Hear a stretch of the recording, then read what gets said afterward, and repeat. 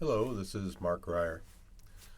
Today I'll be reading from the January 15th issue of the New York Times on the Niagara Frontier Radio Reading Service.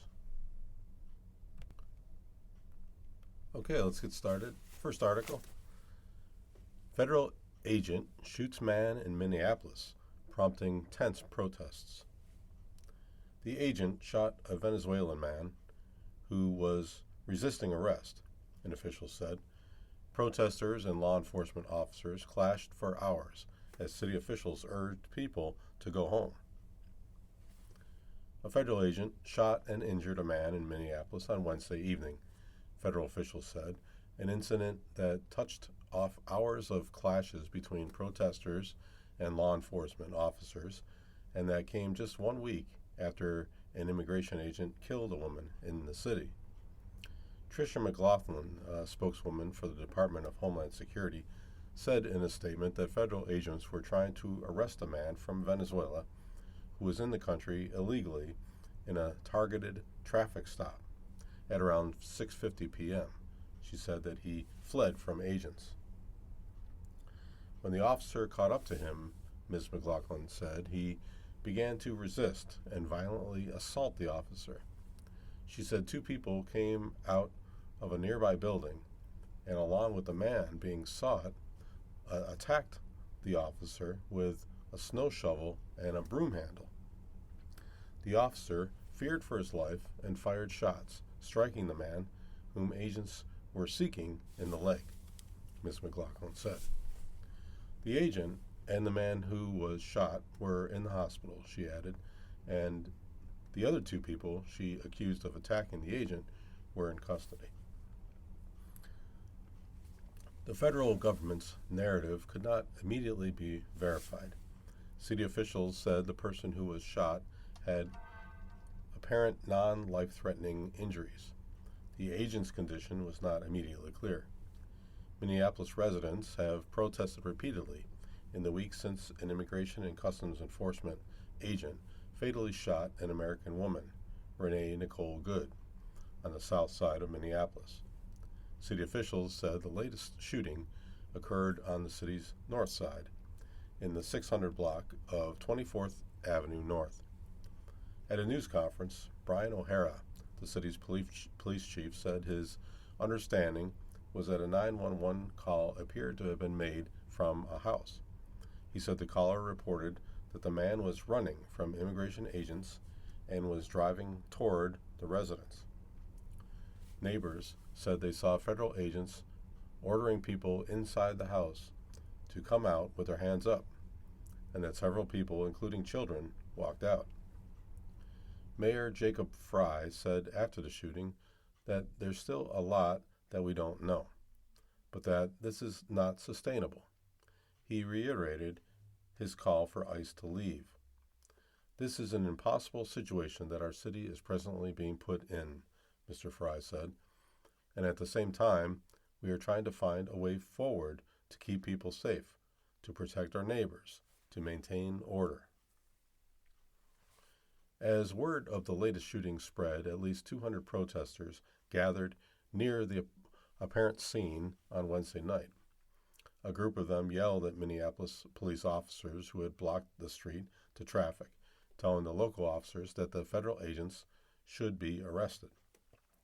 Chief O'Hara said the crowd at the scene was engaging in unlawful acts. He and the mayor urged people to leave the area near the shooting. They have thrown fireworks at police officers, and at multiple times, gas has been deployed, Chief O'Hara had said. Several heavily armed Border Patrol agents arrived in a large military-style vehicle outside of the crime scene tape. Protesters swarmed the vehicle and yelled and threw snowballs at agents who had gotten out. The agents eventually retreated, and as they left, they fired at least 2 canisters of gas that made a loud bang and made it difficult for some to breathe. A few minutes later, at least 2 ICE agents arrived in an unmarked SUV and sprayed chemical agents in the faces of protesters who approached them, causing one protester to say that he could not see. At one point, a protester fired several fireworks toward retreating ICE agents and their cars. Chemical agents were used against protesters, and 2 people were detained and later released. Protesters damaged an unmarked vehicle with police lights.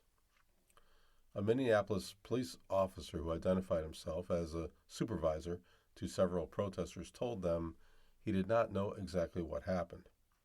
"It's not like they're talking to us," he said, referring to the federal agents on the scene. Federal Bureau of Prisons officers were seen carrying out crowd control duties alongside state troopers. Chief O'Hara said he had asked the Minnesota Bureau of Criminal Apprehension to investigate the shooting, and its agents were also at the scene. That agency was excluded from the FBI inquiry into Miss Good's death. Some 3,000 federal immigration agents have flooded the Minneapolis area in recent weeks, angering residents and local officials. The Trump administration has defended the deployment as necessary to crack down on illegal immigration and rooting out fraud. Shortly before the latest shooting was reported on Wednesday night, Governor Tim Walz of Minnesota gave a speech that called on the Trump administration to end this occupation. Todd Blanche, the Deputy Attorney General, referred to a Minnesota insurrection in a social media post after the shooting and accused Mr. Walz and Mr. Fry, both Democrats, of making the situation worse. Lish Kozlowski, a Democratic state representative, said that Minnesota should be enraged by the report of another ICE-related shooting, adding that we've been raising alarms that they are not here for public safety or for fraud or for well-being of anybody, but to hunt and harm us. Okay, and on to next article. Judge to weigh next steps in student activist deportations case. The hearing on Tuesday followed up on the court's sweeping finding in September that non-citizen students had the same free speech rights as citizens. A federal judge in Boston last September issued a landmark ruling that the Trump administration deliberately chilled the speech of international students with a string of targeted arrests intended to strike fear in demonstrators and academics critical of Israel's conduct in Gaza. Now, Judge William Young, will decide what should be done about the violation. Last year, he did not order the Trump administration to correct course right away, but asked the government and the academic organizations who sued to return to argue over how he could intervene. In his ruling, Judge Young, who is 85 and has served as a federal judge for over 40 years, described the case as perhaps the most important of his career. Academic organizations that sued argued that the attempted deportations of a few prominent student activists and broader threats by President Trump and Secretary of State Marco Rubio had silencing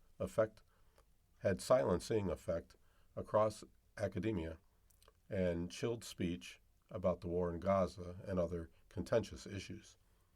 During a 2-week trial, lawyers for the group examined the cases of 5 prominent student activists. Though the students were in the United States legally, the administration accused them of undermining U.S. foreign policy interests through their activism. In some cases, they were held for months, and federal officials attempted to deport them. The students successfully challenged the deportations in separate individual lawsuits, and those who were detained were eventually ordered to be released.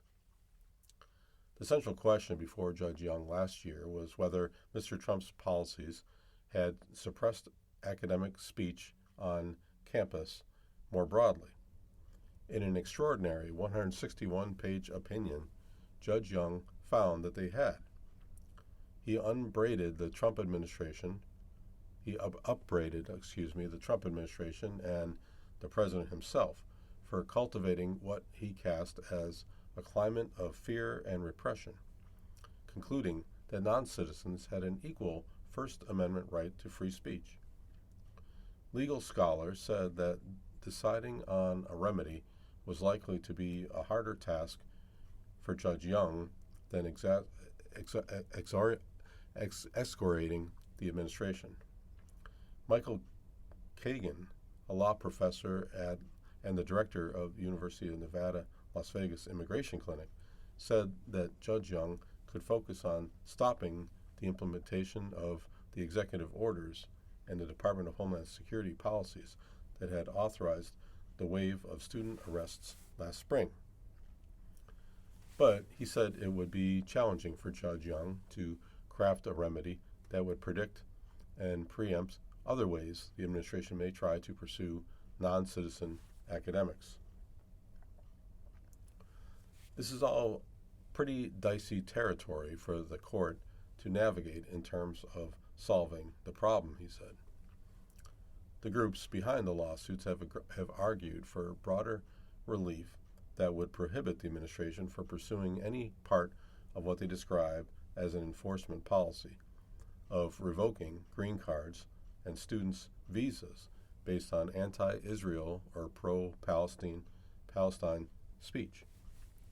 The government's unconstitutional actions have made many non-citizen students and faculty fearful of speaking out on issues that are important to them, said Ramya Krishnan, a senior staff attorney and at the Knight First Amendment Institute, which helped represent the academic organizations. We want the court to grant relief that addresses that fear, starting with an order that expressly prohibits the government from pursuing its policy of deporting people based on constitutionally protected speech. But some legal scholars speculating that following his blunt ruling, Judge Young could opt for a narrower solution to avoid overstepping in ways that could be questioned on appeal. One thing I could imagine is that the judge, having made that rather substantial departure from the norm, would get cautious at the remedy stage and not purport to tell the government in too stark or precise terms what to do, said Gregory Magarian, a law professor at Washington University in St. Louis. Mr. Magarian said that Judge Young may want to avoid taking steps that would endanger his underlying landmark ruling on the First Amendment rights of non-citizens, which by itself was a major breakthrough for groups promoting freedom of speech on campus. The administration has argued through the case that the court lacks the authority to interfere in the Trump administration's foreign policy priorities or curtail the investigative and enforcement power of agencies it tasked with reviewing the conduct of non-citizens and visa holders. In filings, it has argued that threatening language from Mr. Rubio and other cabinet officials about investigating critics of Israel was also protected speech the court should not police. Judge Young on Thursday will also consider requests from a variety of news organizations, including the New York Times, that have agreed to unseal some evidence presented during the trial last year. The documents appeared to include details about how top officials justified arresting students and attempting to strip them of their visas or legal status. During the trial, witnesses for the government described parts of the process through which the State Department and the Department of Homeland Security identified student leaders to target. They testified that they had relied in part on lists published by an anonymously run site that shared the personal details of academics it deemed hostile to Israel. But other evidence Judge Young relied on to reach his decision including memos and dossiers passed between the agencies authorizing the arrest of the 5 students, have remained sealed. Judge Young provisionally agreed to keep certain documents private at the government's request during the trial last year, citing caution over revealing confidential details about immigration enforcement. But he referred to many of them in his opinion. Okay, moving on, next article. Trump vows to make Venezuela rich. It will take more than U.S. cash. History suggests that the price of oil and a wider distribution of wealth are as important as foreign investment. Venezuela appeared to be entering capitalist golden age in the mid-1990s. The country was opening up its naturalized energy industry, attracting foreign capital and business know-how. You couldn't find an apartment in Caracas, said Ali Mashiri, who worked for Chevron at the time and was frequently in the country to monitor its operations. It was a gold rush. But in 1998, the price of oil plunged, blowing a hole in the government's budget. The country's leaders slashed spending, laying the groundwork for a political backlash and the election of the left-wing populist Hugo Chavez. After the audacious U.S. capture of Mr. Chavez's successor, the dictator Nicolas Maduro, earlier this month, President Trump painted a rosy economic picture for Venezuela. He promised that tens of billions of dollars of American capital would pour into the country, making Venezuela very successful, and said the U.S. intervention was already making Venezuela rich and safe again. But the country's history shows that foreign capital alone is far from a guarantee of success or stability. Venezuela's economy has tended to function best when the investment is accompanied by high oil prices, something Mr. Trump has little control over.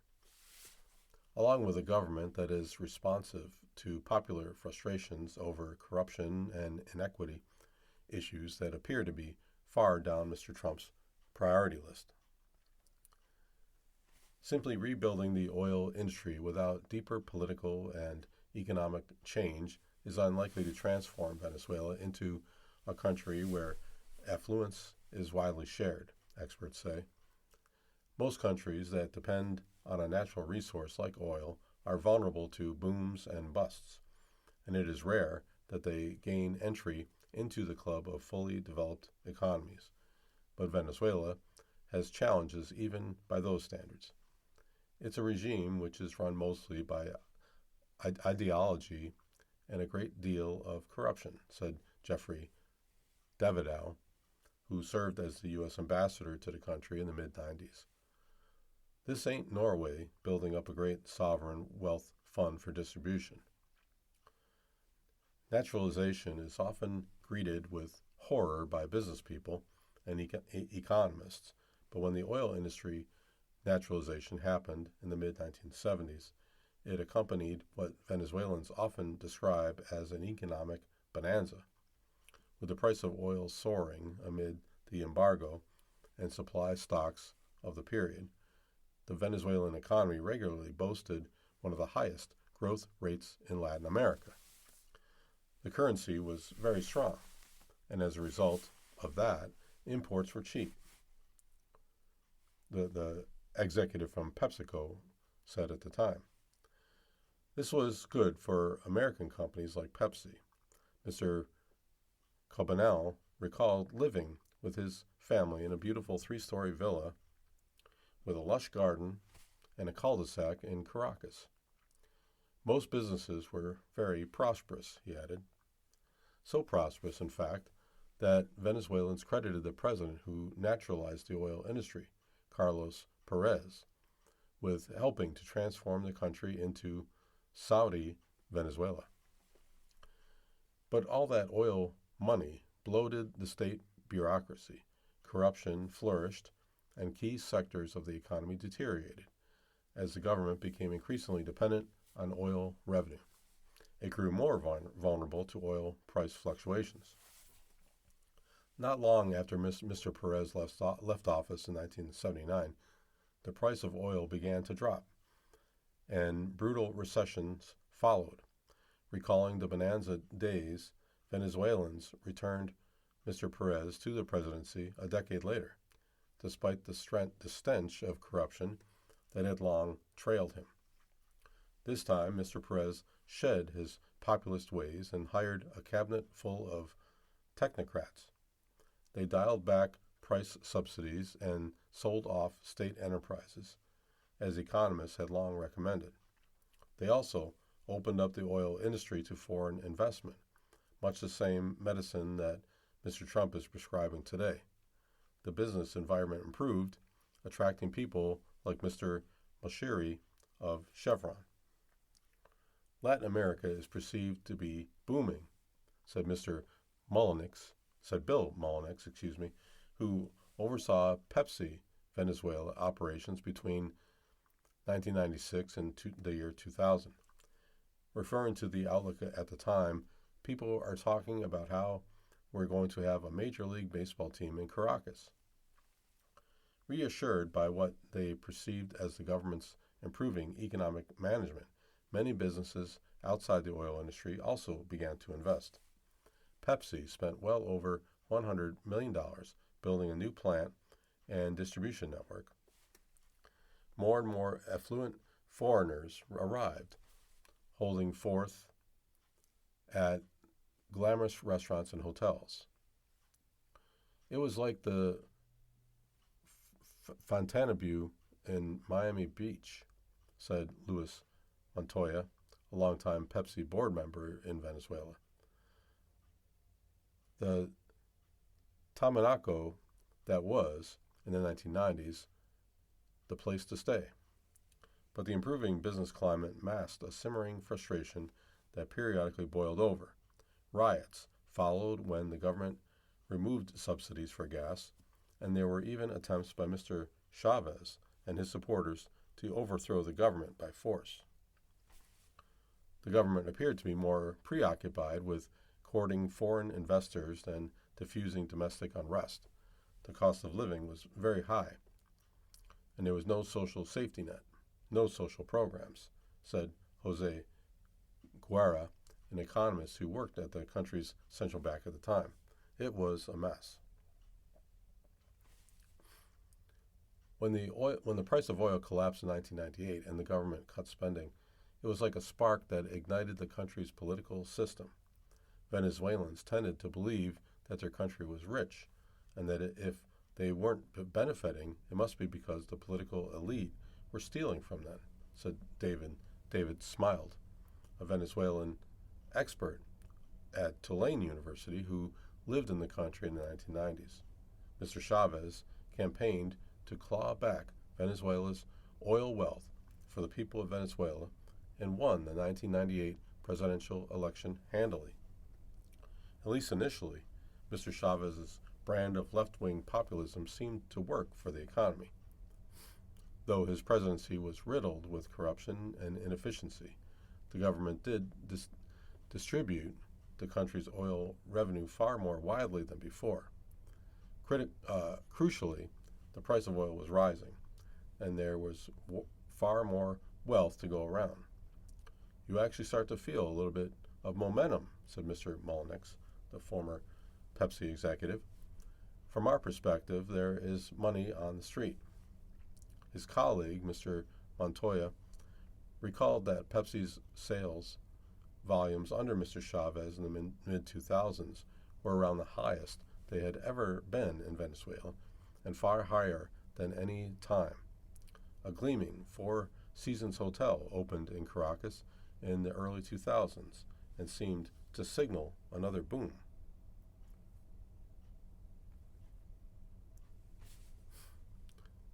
The price of oil is not helping now currently. It sits around $60 a barrel, far below where it stood for much of Mr. Chavez's tenure. And Mr. Trump has indicated that he wants to drive the price lower. Secretary of State Marco Rubio has said the United States will control future oil revenue to ensure it benefits the Venezuelan people. And some experts say there is reason to believe it would flow into the national budget and fund the schools and hospitals that the Chavez government erected but let deteriorate. Others are more skeptical. They say pumping more oil under the current government would primarily benefit the elite, sustaining corruption and doing little to lift up the poor and working class. The action Mr. Trump took is to be saluted, said Mr.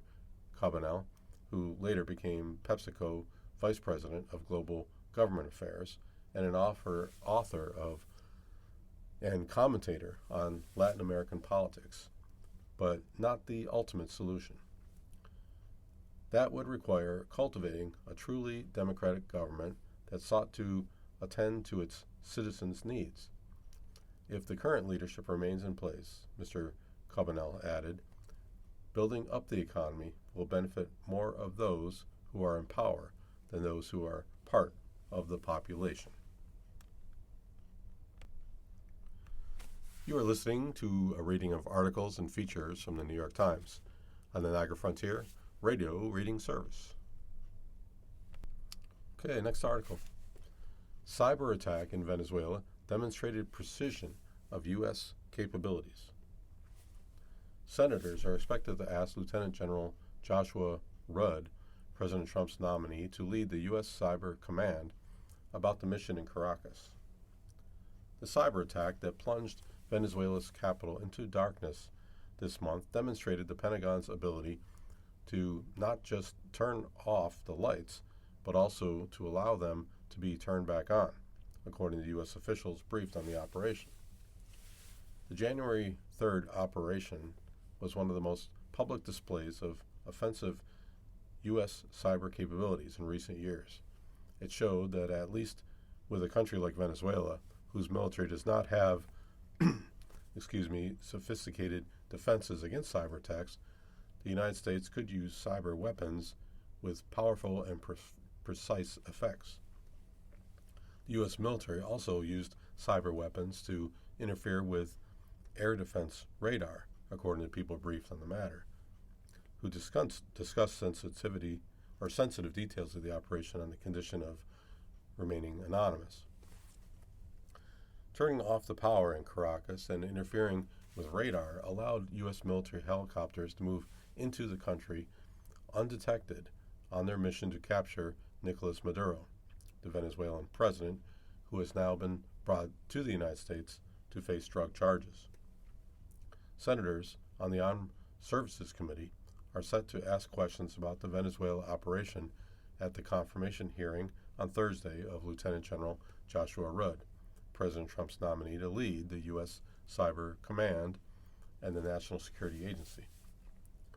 General Rudd, a longtime Special Operations Forces commander, is currently the deputy head of the Indo-Pacific Command. If confirmed, he would lead an agency and command that have had a number of senior officials forced out by Laura Loomer, the far-right conspiracy theorist and Trump ally. Mr. Trump fired General Tim Howe, the former head of the Cyber Command and the NSA, in April after Ms. Loomer noted that he had been appointed by the previous administration. Lawmakers received classified briefings on the cyber operations this week, but General Rudd's confirmation hearing will be their first opportunity to pose questions in public about the raid, as well as the Trump administration's plans for more aggressive cyber operations. In a news conference hours after the raid that captured Mr. Maduro, Mr. Trump made reference to the cyber operations, though he did not explicitly say what it was. It was dark. The lights of Caracas were largely turned off due to a certain expertise that we have. It was dark, and it was deadly, Mr. Trump had said. In a statement on Wednesday, a spokeswoman for the U.S. Cyber Command said the organization was proud to support Operation Absolute Resolve and the mission was named. She added that the command was equipped to execute orders of the president at any point. The attack caused most of Caracas's residents to lose their power for a few minutes, though some neighborhoods near the military base where Maduro was captured were left without electricity for up to 36 hours. Experts have long worried that a cyber attack on the power grid could cause widespread collateral damage, particularly if hospitals or trauma centers lost power while trying to treat badly injured people. But that did not happen in Caracas, a large measure because the power was restored quickly. In addition, after years of blackouts, Caracas was better prepared for a power outage. Most hospitals in the city have installed backup generators. Medical workers said there were no known fatalities during the cyber attack in areas that depend on constant power, such as maternity wards or intensive care units, because the attack happened in the early hours. Most people were asleep and were mostly unaffected by the blackout. In 2019, the Maduro government accused the United States of conducting a cyber attack on a hydropower plant that plunged much of the country into darkness for a week. The power failures caused sporadic outbursts of looting and unrest, bringing the government close to collapse. The electric war, announced and led by the U.S. imperialism against our people, will be defeated, Mr. Maduro wrote on social media in March of 2019. At the time, the first Trump administration was trying to push Mr. Maduro from power, but Mike Pompeo, then the Secretary of State, denied any U.S. involvement in the power failure, blaming it instead on Cuban engineering. Mr. Maduro's government never provided evidence for the cyber attack, and electrical experts said the blackout could have been caused by poor maintenance and underinvestment.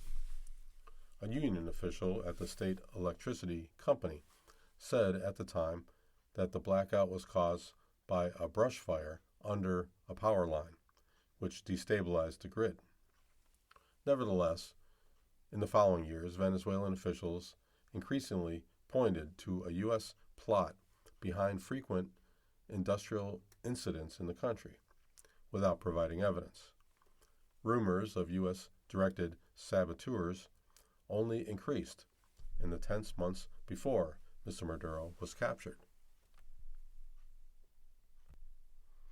Okay, on to the next article. The best sports for longevity. All forms of exercise help you live longer, but some activities come with extra benefits. Regular exercise is one of the most effective ways to lengthen your life. Research consistently shows that physical activity is linked to lower risk of cancer, depression, dementia, type 2 diabetes, and cardiovascular disease. Federal guidelines recommend at least 150 minutes of moderate intensity aerobic exercise per week, along with 2 days of muscle strengthening activities. But the payoff starts much earlier. Even 4 to 5 minutes of vigorous physical activity every day has been linked to longevity benefits. Some is good, more is better, said Stephen Moore, a metabolic epidemiologist at the National Cancer Institute. While staying active is critical, playing sports adds a social aspect and extra cognitive demands to exercise, and research suggests that some sports may offer a bigger longevity boost than others. The case for tennis. Walking may be America's go-to activity, but several studies have highlighted the benefits of tennis for longevity.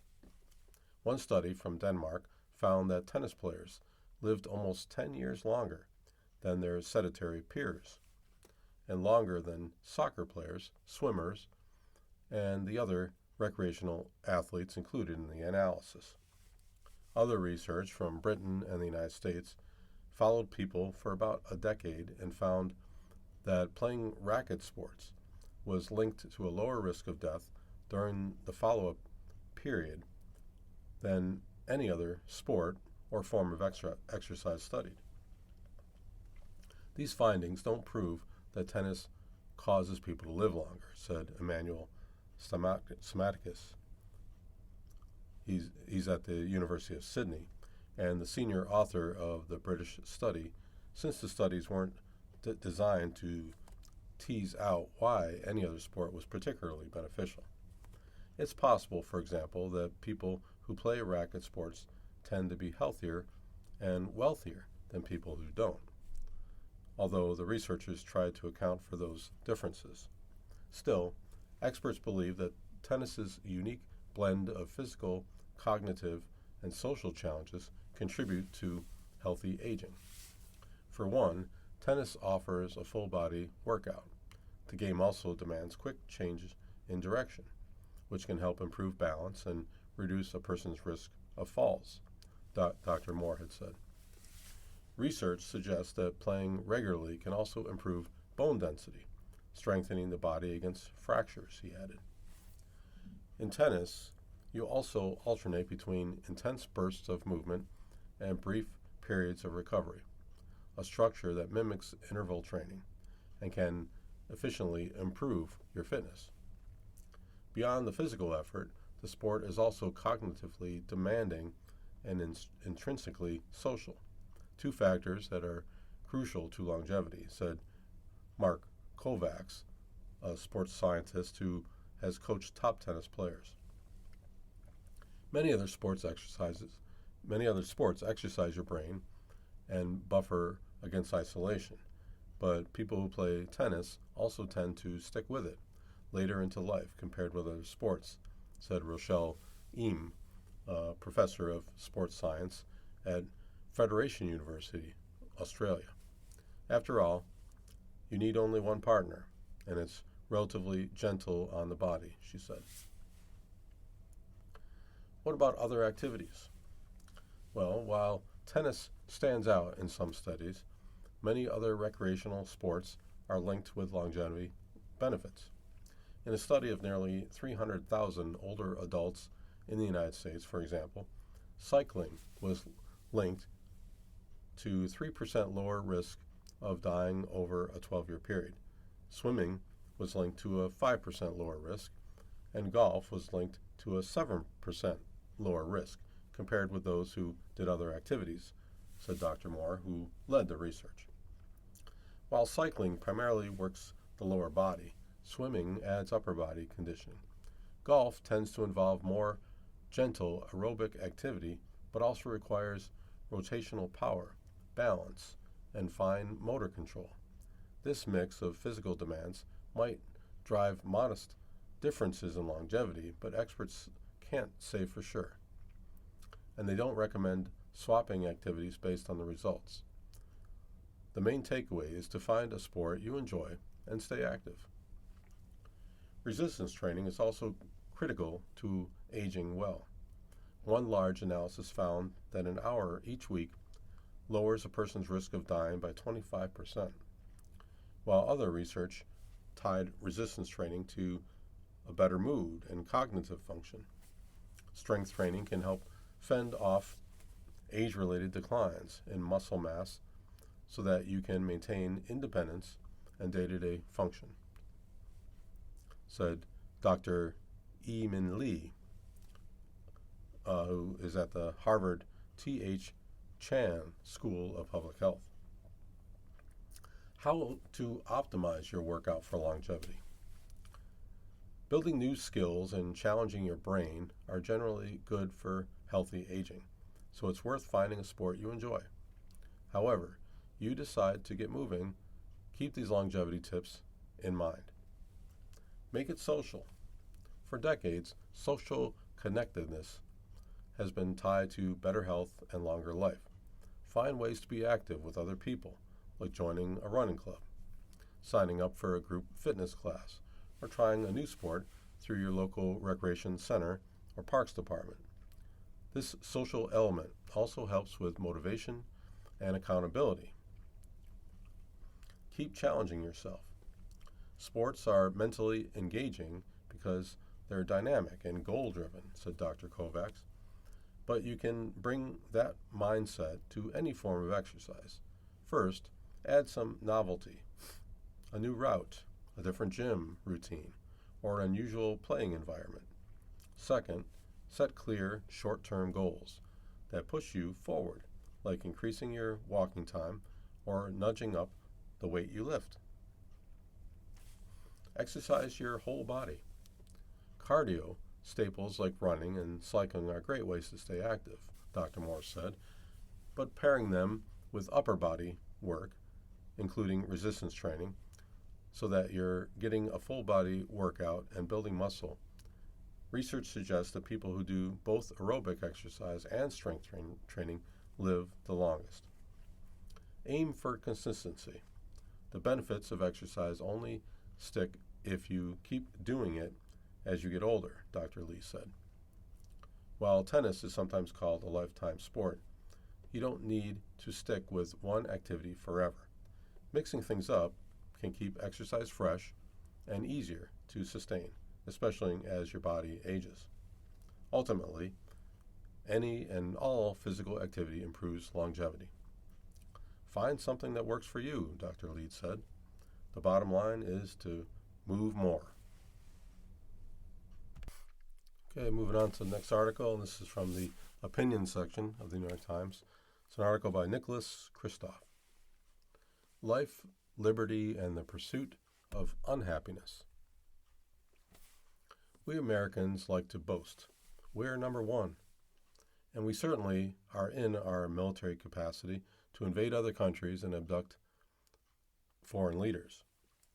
But in the well-being of ordinary citizens, a careful study released Wednesday and based on a measure called the Social Progress Index suggests that in terms of quality of life, the United States ranks 32nd out of 171 countries, behind Poland, Lithuania, and Cyprus.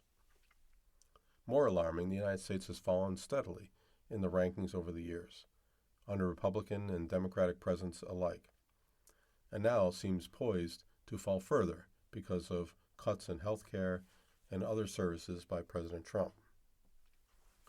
The Social Progress Index was introduced in the 2010s by a high-powered team of scholars and experts. The United States ranked 18th in 2011. And while that was troubling, we were still ahead of France, Italy, and Spain. Now they outrank America. The Social Progress Index has 12 components. And since 2011, the United States has fallen in the rankings in all of them, said Michael Green, the chief executive of the group that publishes the index each year. The quality of life in America is not just worse than in a handful of small Scandinavian countries, but also worse than in all of America's G7 competitors, Green told me. We've slipped behind former communist countries like Slovenia, Lithuania, and Estonia, and behind other relatively new democracies like South Korea. The U.S. won the Cold War by being an economic superpower and a social progress superpower, Green added. Over the last 30 years, America has simply let go in terms of social progress. The Social Progress Index is just one set of metrics, of course, and one could quibble about this or that score, but it is useful exercise to employ objective data to weigh quality of life across countries. In safety, the United States ranks 99th, the index finds, behind Pakistan and Nicaragua. In K-12 education, America is 47th, behind Vietnam and Kazakhstan. In health, we rank 45th, behind Argentina and Panama. Most other attempts to assess nations by well-being also show the United States struggling in recent years. The recent World Happiness Report, ranking countries based on polling about happiness and how people evaluate their lives, has the United States at 24th down from 15th a decade earlier. The Atlantic Council's Freedom Index ranks America number 22 and in decline. And in the Economist Intelligence Unit's Democracy Index puts the United States at 28th. This year marks the 250th anniversary of the Declaration of Independence and its celebration of life, liberty, and the pursuit of happiness. In a sense, the Social Progress Index and these other assessment tools evaluate how well we're doing by our own metrics. The United States does a fine job generating economic growth, but it lags at transitioning that GDP growth into the things we most care about. For a contrast, consider Latvia. It has less than half the per capita GDP of the United States, but it enjoys similar scores on Social Progress Index. The index is not, of course, definitive. I think the United States is more honest than some other countries in data collection in areas such as neonatural mortality. And I worry that Western Europe, for all its social gains, has an economic model that suppresses innovation and long-term growth. Yet the index also captures something real. It explains some of the frustration and discontent that helped elect Donald Trump on the right and Zoran Mamdani on the left. When Americans say that the system is not working for them, these rankings illuminate why they feel such frustration. As I suggested, things may get worse. As I wrote recently, Trump's cuts in health care may cost 51,000 lives annually and result in 101,000 cases of untreated addictions annually, along with 138,000 cases of untreated diabetes. Liberals may be tempted to focus on Trump's shortcomings, but there is something larger going on here as well. Since about 1970, the United States has been lagging peer countries in some quality of life measures. It's not about Trump, Green said. Obama and Biden did little to reverse the decline, nor did the Bushes or Clinton. It's a multi-president, bipartisan, long, slow car crash. Yet voters seem to have been anesthetized by a rising stock market and economic growth, until in recent years it's become clear to people that their living standards have stagnated. And that's why they've turned to the populist promise of MAGA and Trump. He added, we have to think about Trump as the consequence rather than the cause of America's progress declined. So what's the solution? Part of the answer may be investments in human capital, in children, education, and lifting skill levels. That's everything from early childhood initiatives to vocational training, from drug treatment to community colleges. Our relentless decline in our international standing should be an alarm bell in the night. We are not the nation we think we are, and we should shake off this complacency unless we're comfortable with our patriotic boasting becoming, we're number 32. Huge thanks to my readers. My holiday giving guide has raised $43.5 million so far for 3 outstanding nonprofits. The drive will last until the end of this month. You can join and get your donations matched at christofimpact.org. Okay, next article. After an inconclusive meeting, Greenlanders ask, now what? A high-powered meeting in Washington on Wednesday ended in an impasse, leaving Greenlanders fearful of what comes next. Now what? That's what Greenlanders are asking. The big meeting in Washington over Greenland's future happened on Wednesday. It was historic because Greenland was included for the first time in such high levels. Its foreign ministers sat down with Vice President J.D. Vance and Secretary of State Marco Rubio, to talk about the gigantic ice-bound island that has been part of Denmark for more than 300 years, but that President Trump insists the United States should take over, possibly with military force. The hope was to work out a compromise, find some path forward, but the conclusion from Denmark's foreign minister, who was also there, was that a fundamental disagreement remained. Honestly, I feel flat, and I'm disappointed, said the foreign minister, a mechanic in the southern town, I can't pronounce that word. What we are missing are answers about what will happen next. I'm afraid the next step for the U.S. will be harsh, he said, adding the U.S. has the biggest military machine in the world. The Danish political establishment, even opposition parties, has tried to put the best face on the meeting. Some politicians even called it diplomacy at its best. It would have been completely naive to believe that the threat of taking over Greenland would go away, said Rasmus Jarloff, a conservative lawmaker. But he said at least the officials didn't start arguing. Greenland's 57,000 people have been watching all this unfold in disbelief. For generations, they have mostly been left alone to survive in one of the coldest, most barren and remote places on the planet. They have built a blended lifestyle, adhering to traditions like hunting seals and whales, while also enjoying a high Scandinavian standard of living. Polls and interviews indicate that most don't want to ditch their free education and free health care for an American system of vast inequity.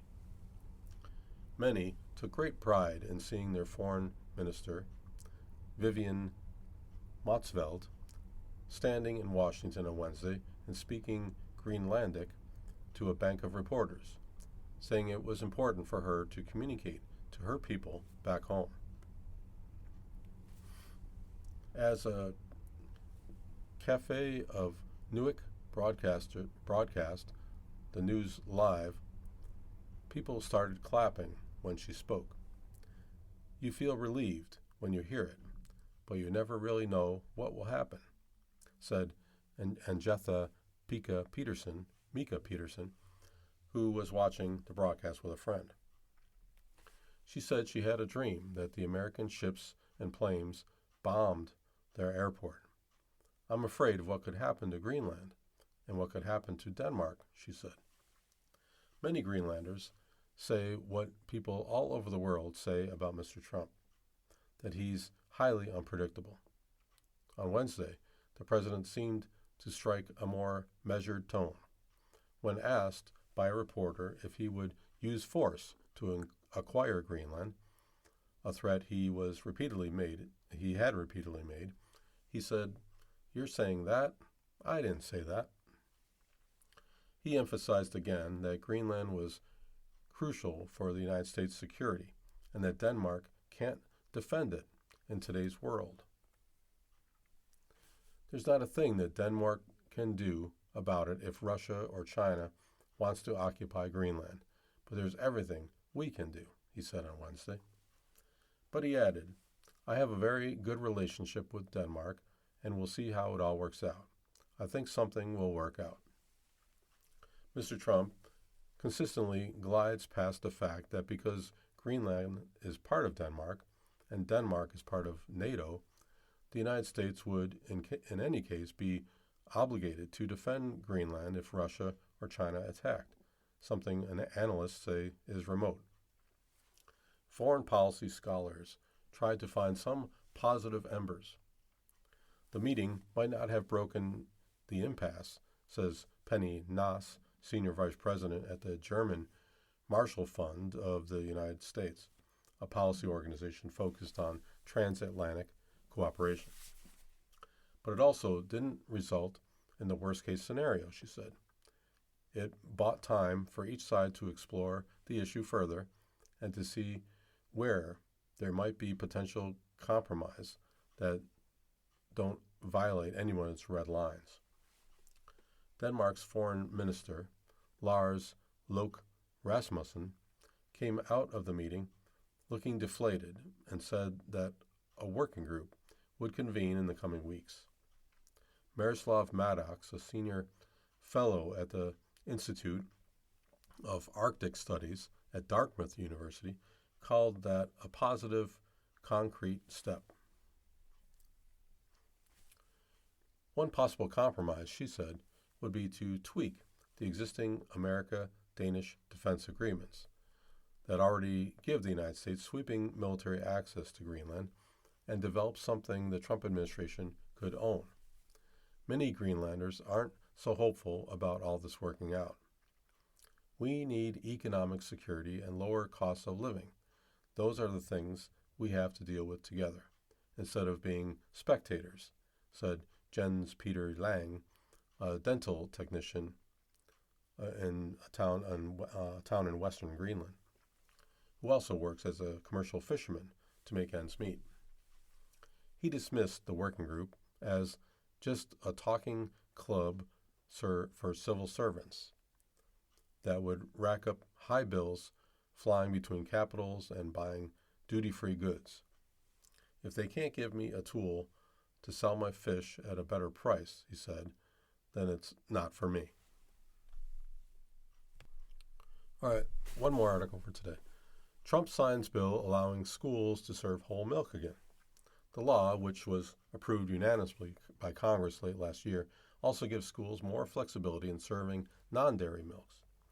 Whole milk will soon return to school cafeterias, signaling a reversal after a decade-long absence and ushering in major change after Mr. Trump signed legislation on Wednesday to restore more milk options. The law, which was approved unanimously by Congress late last year, lifts a ban on full-fat and 2% milk in federally funded school nutritional programs.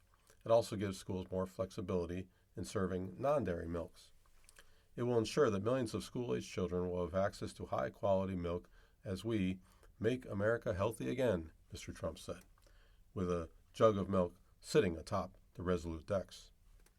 The new law reverses an Obama-era policy prohibiting full-fat and 2% milk from the National School Program that has been in place since 2011. Federal law and nutritional guidelines at the time were based upon the belief that whole milk caused obesity in children. Years of intense lobbying by the dairy industry, shifting scientific research on the national value of whole milk, and the Make America Healthy Again movement have circulated in its return.